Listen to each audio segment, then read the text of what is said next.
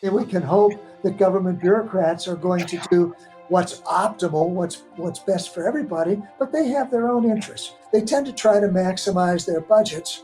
And also they have an incentive not to solve problems, because if they do, they might work themselves out of a job.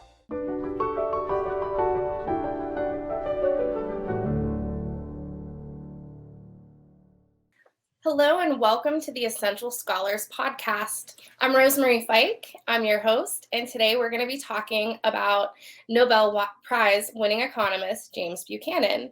Joining me for this conversation is Dr. Randall Holcombe. Dr. Holcombe is the DeVoe Moore Professor of Economics at Florida State University. He's a senior fellow at the James Madison Institute and the Independent Institute. He's a research fellow at the Law and Economics Center at George Mason University, the author of hundreds of academic articles and many books, especially the one that I use for my own public choice class, Advanced Introduction to Public Choice. Thank you so much for joining us today, Randy. It's good to see you. Oh, thanks for inviting me. I'm happy to be with you, Rosie. I'm looking forward to learning from one of my former professors about one of their former professors. You were a student of Buchanan, is that correct? I was. And can you tell me a little bit about, what Jim Buchanan was like as a person, a little bit about how he was as a teacher? Oh, there's probably a lot to say there. I mean, in the one sense, Jim Buchanan was the perfect gentleman, Southern gentleman.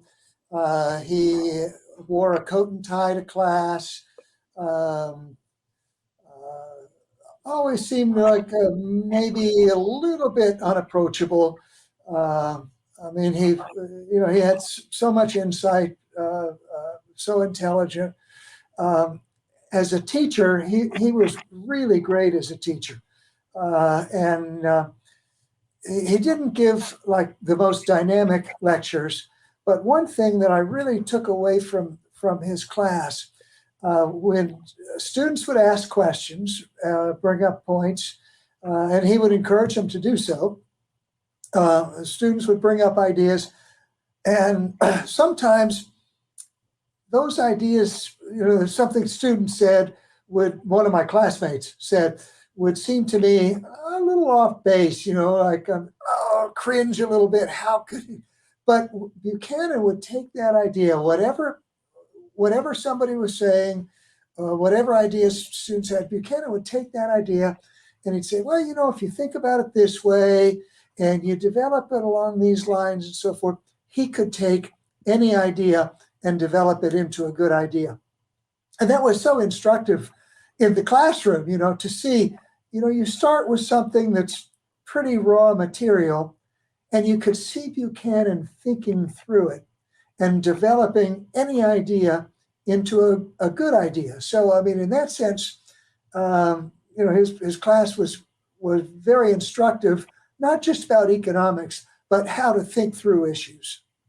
And probably how to be an effective teacher. I can't imagine the kind of welcoming environment that must have created. It's very nerve-wracking to test your ideas out in front of a room full of people. So that's very supportive of him. Yeah. And being around Buchanan was always a little bit intimidating. I mean, even after I graduated, spending time with him, talking with him, I was always pretty careful about what I was saying.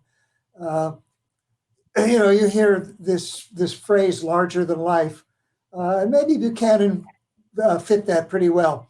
And I've heard him say in the past, I think I was not the only one who felt this way around him.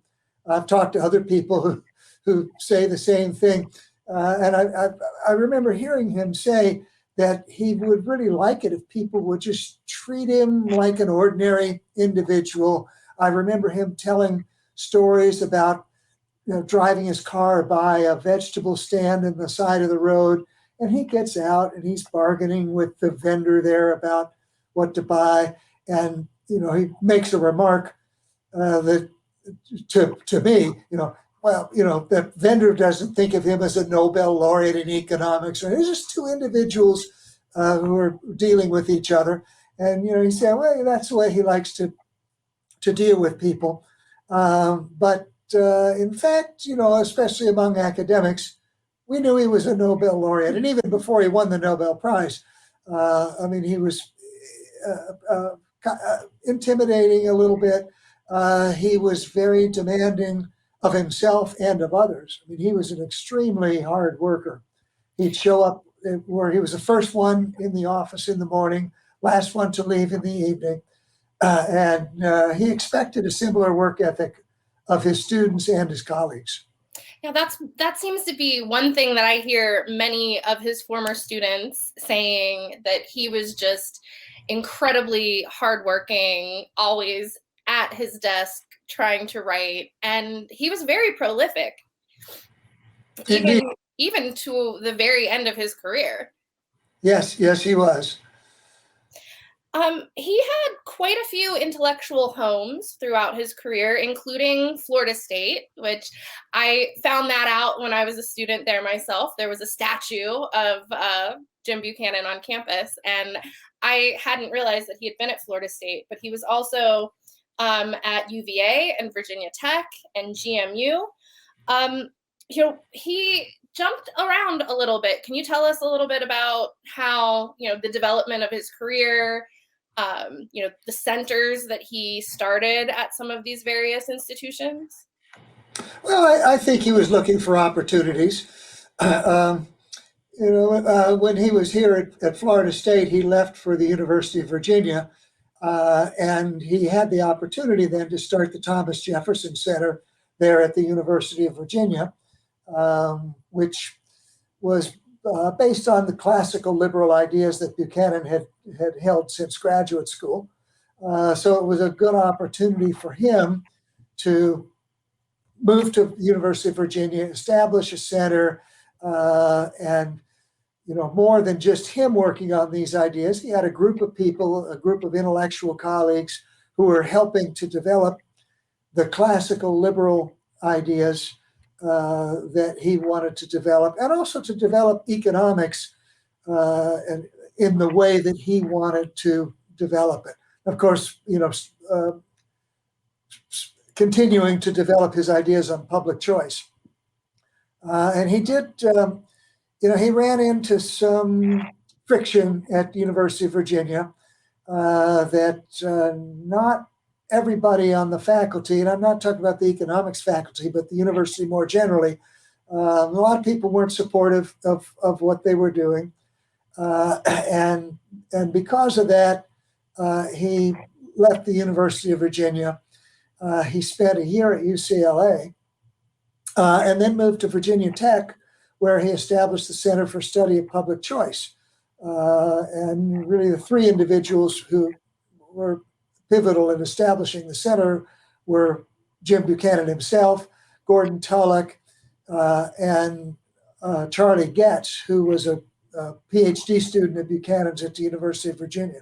So the three of them organized that Center for Study of Public Choice. And essentially the idea was to use the same tools of economic analysis that economists use to analyze markets, use those same tools to analyze political decision making. And that's really kind of, if you wanted to sum up Buchanan's, project as a whole, it's really to kind of take those tools of economics and apply them to that decision making realm that is a non-market, non-priced environment. So I want to talk a little bit about, I want to talk a lot about that, actually. So can we talk about some of the kind of foundations of public choice, or kind of the starting points? You mentioned in the very first chapter, you mentioned the organismic versus the individualistic concept of collective choice. And that seems to be kind of it sounds at first like a minor point, but it's really at the heart of a lot of public choice. Sure. And a lot of times, by shorthand, we will talk about groups making decisions, groups having preferences. Congress will decide this, that Republicans think that. Sometimes we'll talk about ethnic groups. Talk about Hispanics believe this or think that. And one of the key ideas that lays at the foundation of Buchanan's work is that groups don't make decisions, groups don't take actions, individuals do. So sometimes there'll be a lot of commonality among individuals in a group, but we can't really say Congress is taking any actions. It's the individuals within Congress, individual members of Congress. Those are the people who make decisions. Those are the people who take actions.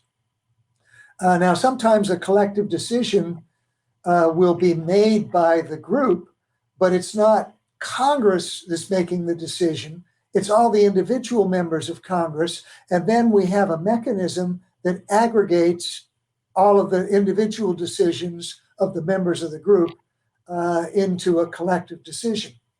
And that individualistic idea, it plays out one way when you look at groups making decisions, but it also applies when we talk about group preferences. Because a lot of times we'll talk about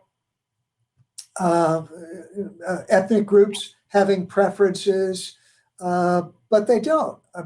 Individuals who are members of those groups have preferences. So not all Hispanics, not all Asians have the same views on things. So it's a potentially misleading shorthand to talk about groups having preferences. It's individuals who have preferences. It's individuals who make decisions.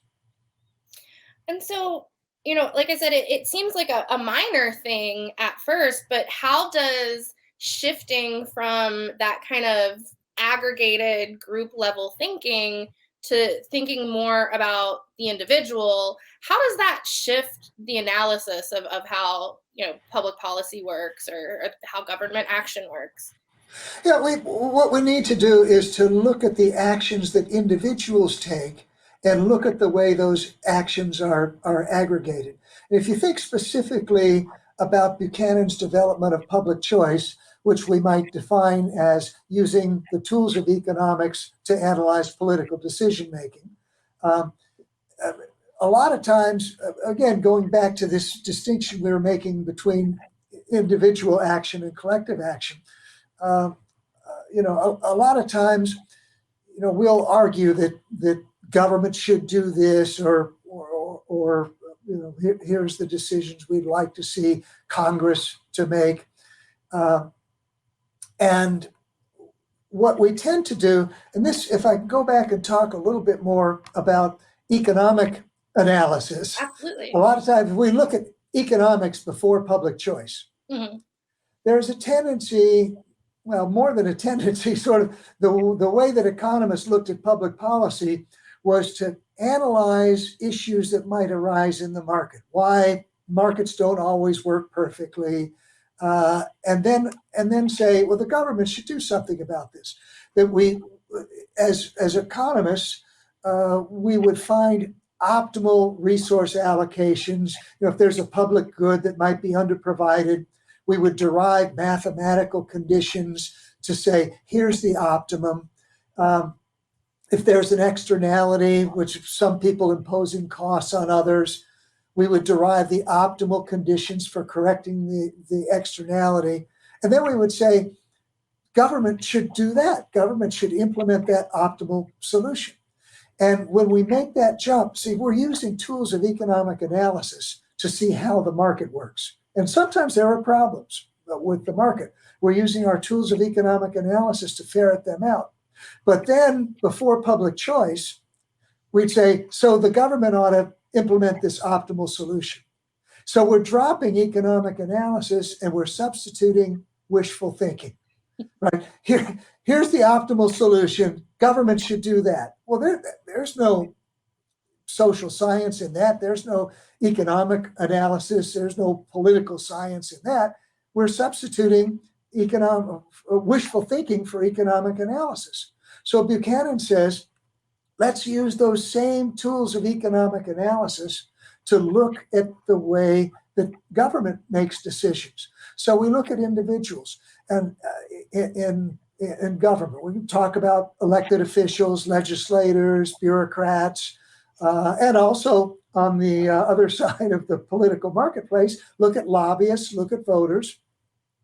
So we think about the way individuals make decisions. And so, if we move away from that wishful thinking, what keeps government from implementing the optimal solutions? Well, really, we can boil that down into two things: information and incentives. So first of all, think about information. People in government don't always have the information to find the optimal solution. So in theory, we can say, here's a public good that's being underproduced in the market. And here we derive the optimal solution, and wishful thinking says government should do that. But the problem is that the information we need to know about what the optimal amount of the public good is, it's not available to anybody. So government can't implement the optimal solution there because they don't have the information.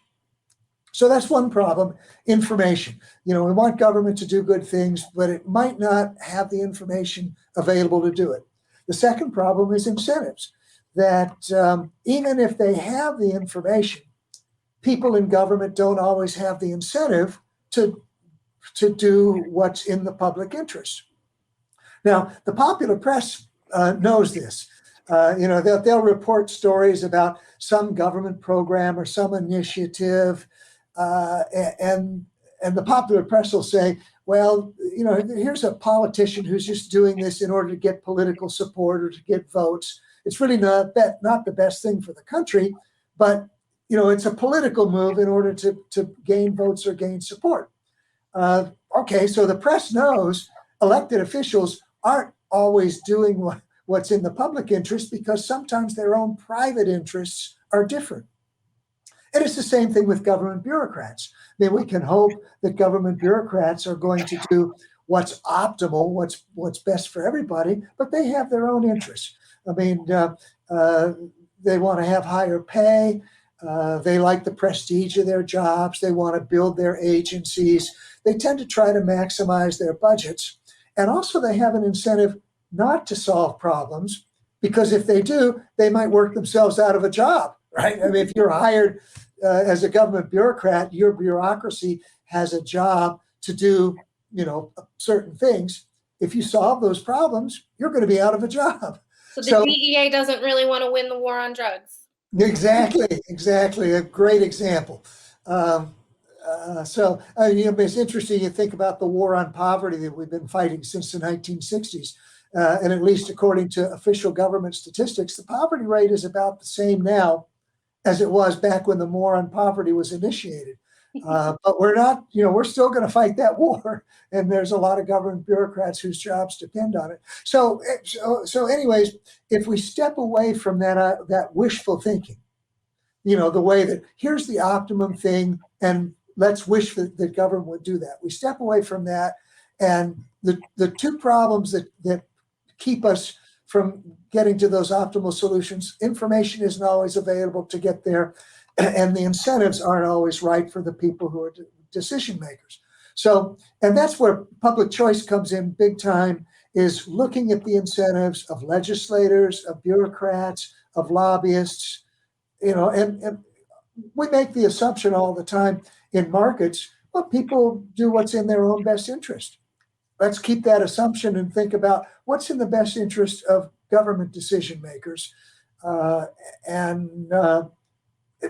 Public choice starts from that idea. Let's look at the actions of individuals. Let's look at the incentives they have, and not look at government programs by what we wish government would do. Let's look at the incentives and see what government actually has an incentive to do, what the people who are making decisions actually have an incentive to do. One of the things that always kind of surprises my students when we talk about public choice is that, a key insight is that just swapping out the people who are in office and changing the people who are holding bureaucratic positions isn't likely to drastically change the outcomes of the political process. It's the institution. So I always tell them, don't hate the players, hate the game. And that kind of seems like the main message of public choice. Yeah. Is it okay if I have a little bit of disrespect for the players? Oh, definitely. You can disrespect the players for sure. It takes a particular kind of person to want to play the game to begin with. But yeah, so politics, one kind of theme that is emerging from this conversation is Buchanan is viewing politics as an exchange process, almost like a market. But there are some key differences between that market and political process that lead to some different results. Can you talk about some of those key differences? Yeah, I would be happy to. And in a sense, Buchanan liked that phrase, politics is exchange. I think in some ways he was a little bit overly optimistic about the way that politics is exchange operates. Because indeed, when you look at a lot of political activity, it's not that it's like a marketplace. It is a marketplace, and there are actual exchanges that take place. So, and again, this is generally known by the public, that legislators, when they're trying to get legislation passed, they'll go around and solicit their colleagues to try to get votes. I'll vote for your program if you'll vote for mine. So there's an actual exchange that takes place. There's an actual political marketplace. And the medium of exchange there is votes. Sometimes it's as simple as I'll vote for your program, you vote for mine. Other times it's a little more complex. Sometimes IOUs are created. So if I'm a legislator, I come to you and say, Rosie, I really want your support on this issue. Can I get your vote on this issue? And you agree. Okay, so I've got one more vote behind me, but I've also accumulated an IOU. You've done me a favor. And so that opens the opportunity for you to come back to me and say, remember when I voted for your bill before? Now I want your vote on my bill.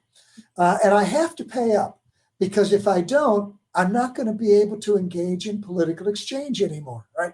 I mean, in Congress, in the legislature, it takes a majority in order to ultimately get something done. So you always need the support of other people. And so if I ask for your vote, you give me your vote, I've incurred an IOU. And again, this politics is exchange, right? So you can come back and call in the debt, and it works just like a political marketplace. So there's that aspect. But politics as exchange is broader than that, because it's not only legislators who are involved in exchange, lobbyists and corporate interests, they're involved in exchange also.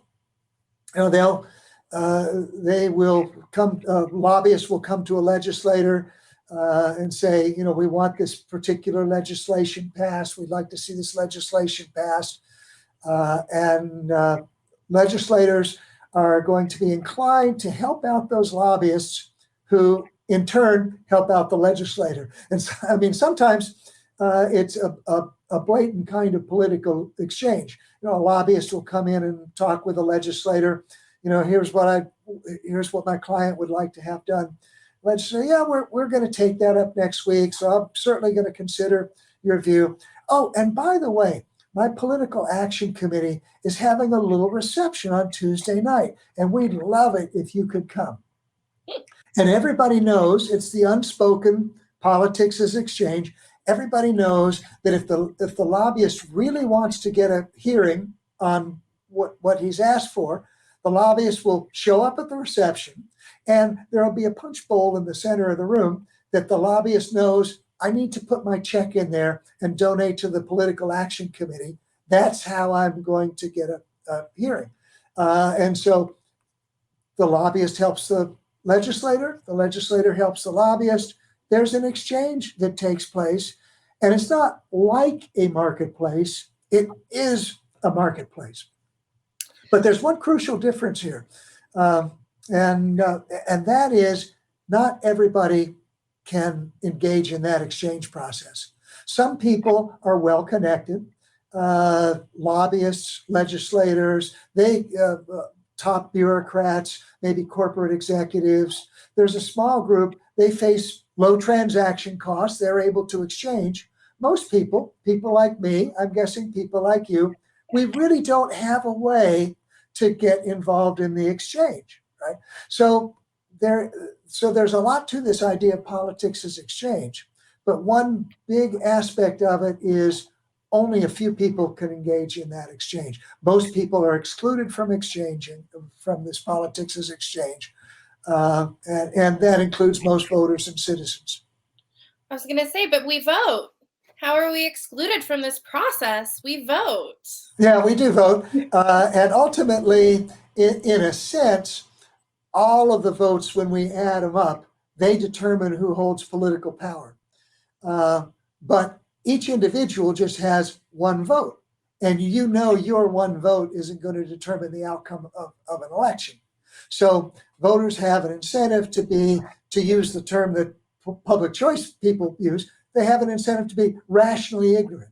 You really don't have an incentive to collect up a lot of information about politics, about issues, even about candidates.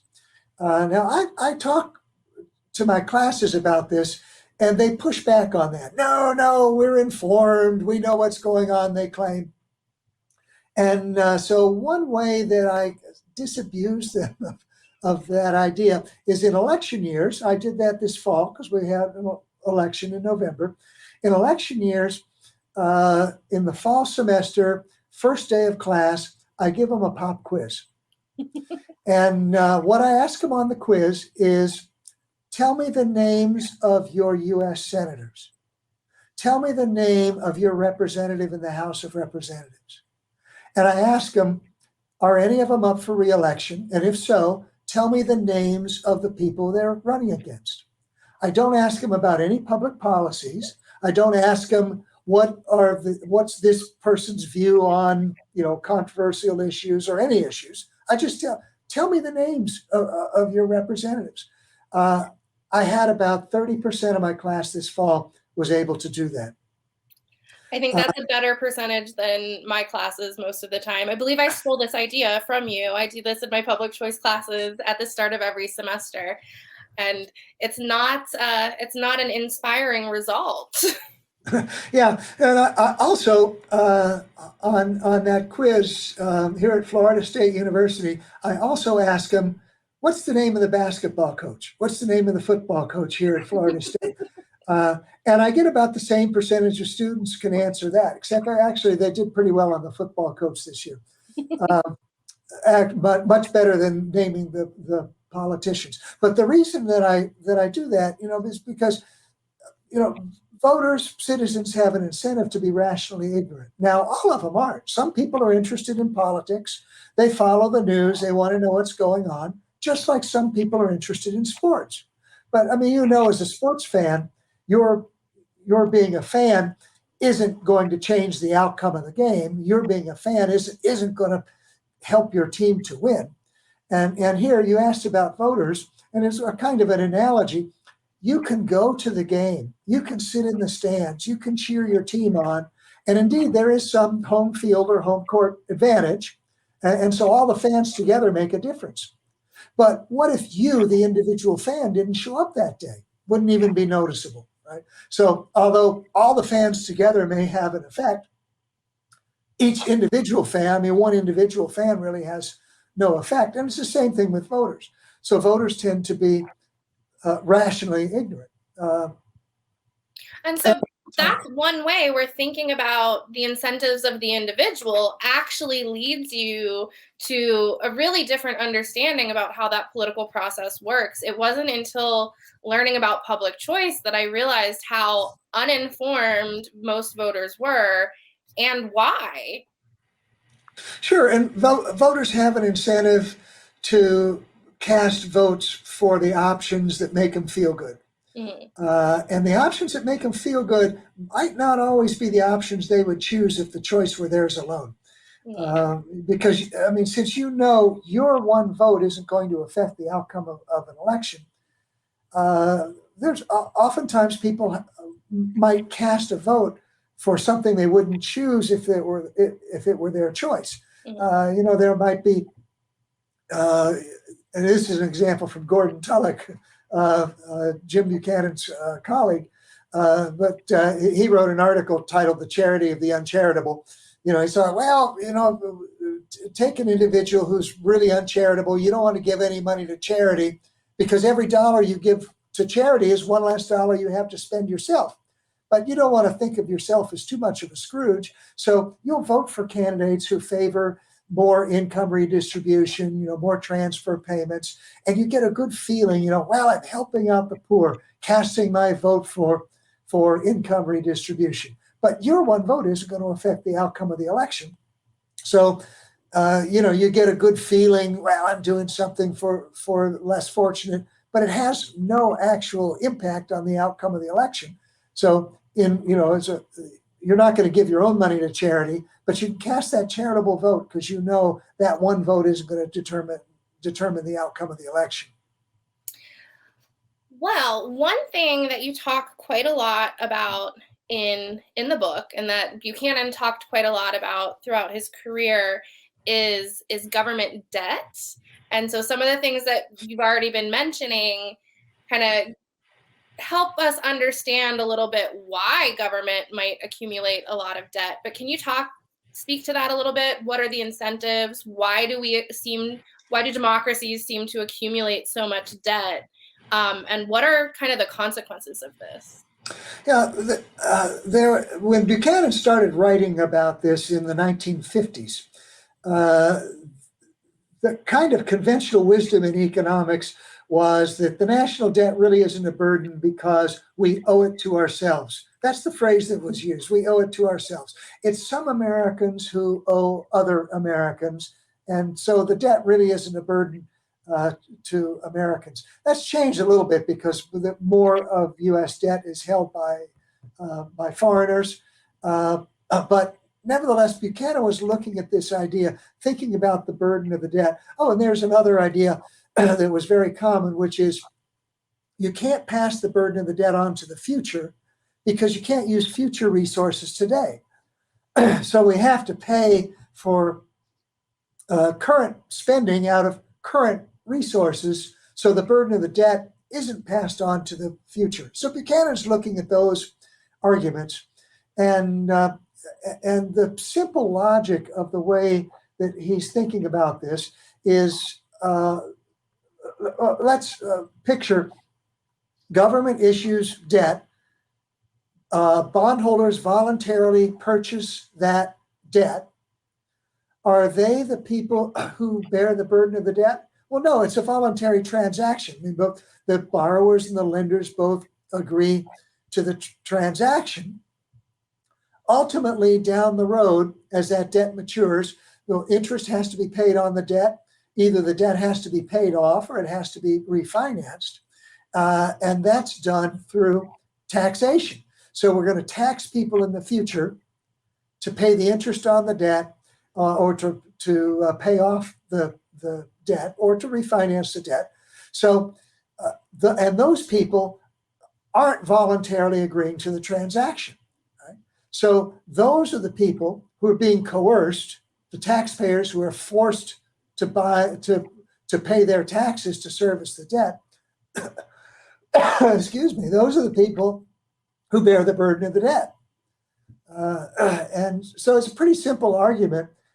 People who are engaging in voluntary transactions, they're better off as a result. Those are the borrowers and lenders today. People who are forced into transactions, the taxpayers in the future, those are the people who pay the cost of the debt. That's the burden of the debt. And so in the book, it goes a little bit deeper than that, because it's not just trading, current spending for future spending, or current taxes for future taxes. You do talk a bit about how it shifts how we spend the debt financing. Yeah. Well, I mean, the problem is when we're borrowing today, the burden of the debt's passed off into the future, but we really don't know who the specific individuals are who are going to bear the burden of that debt. And so as a result, there's an incentive for government to borrow for all types of projects.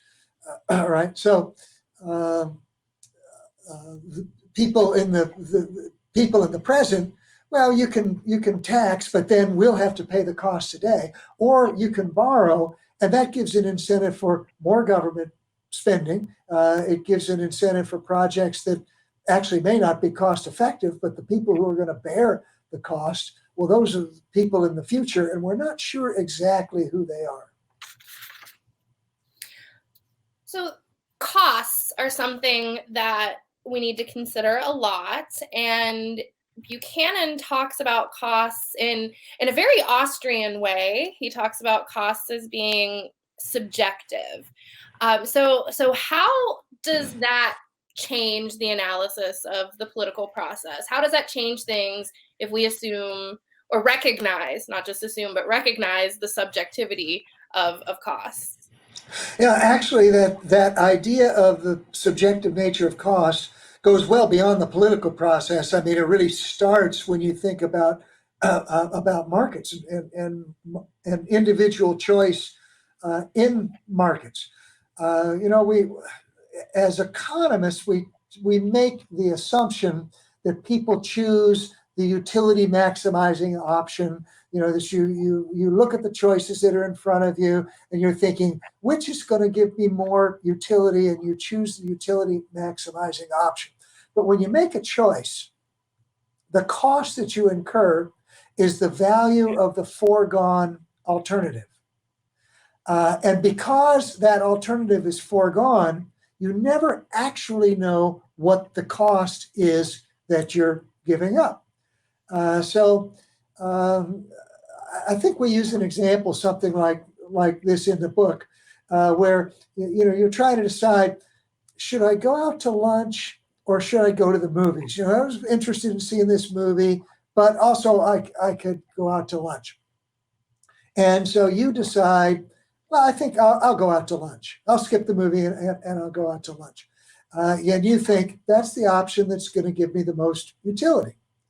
But the thing is you don't know, because you didn't go to the movie. So it might have been you enjoyed your lunch, but it might have been that you would have enjoyed the movie even more, but you don't know because it's an option that you didn't take. And similarly, and again, I'm thinking about markets before I move on to politics, we make the assumption in economics a lot of times that firms maximize their profits. But you can never know whether a firm is maximizing its profits because it's making a choice, buy these inputs, produce these outputs, go into this particular line of business. We can see the result of those choices, but what we don't see is the alternatives that are foregone.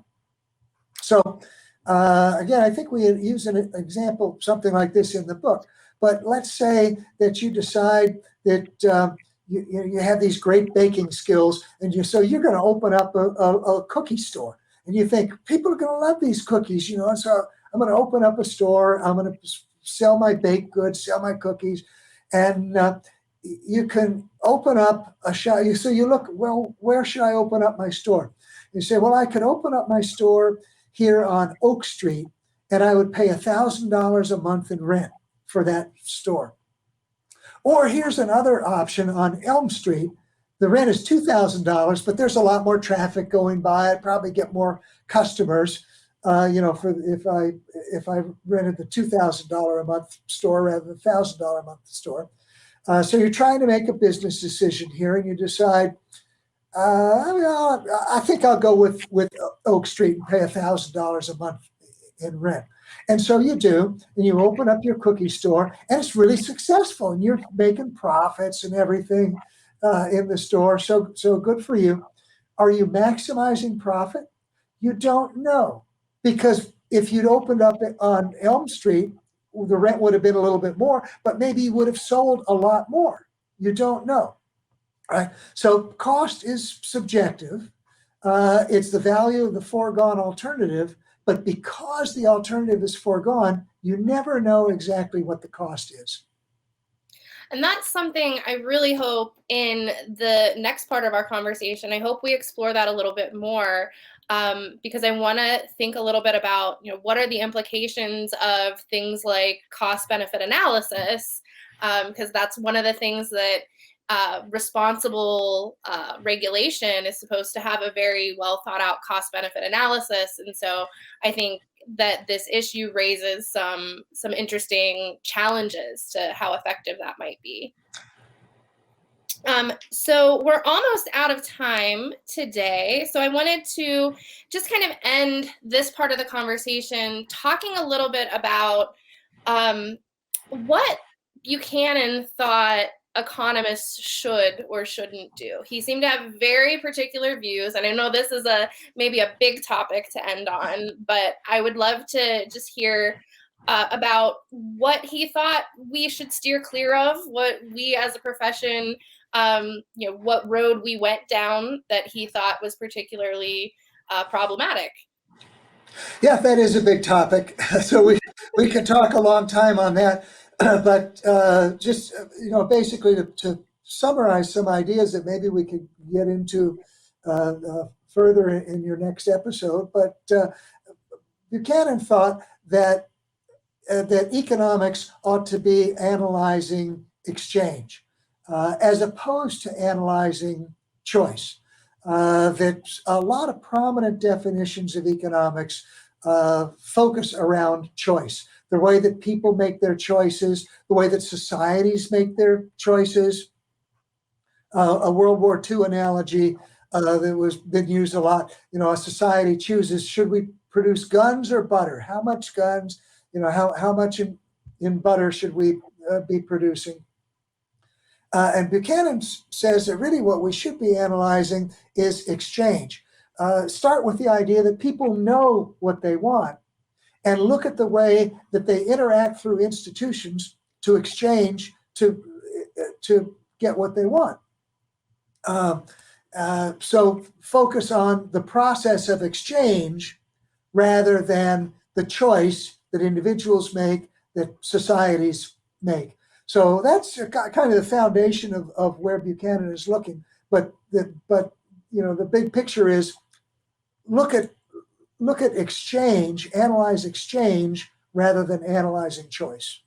Which is similar to kind of the Austrian catalactics type of approach. Or I think Buchanan actually has used the phrase catalactics as well in perhaps that particular piece that we're referencing.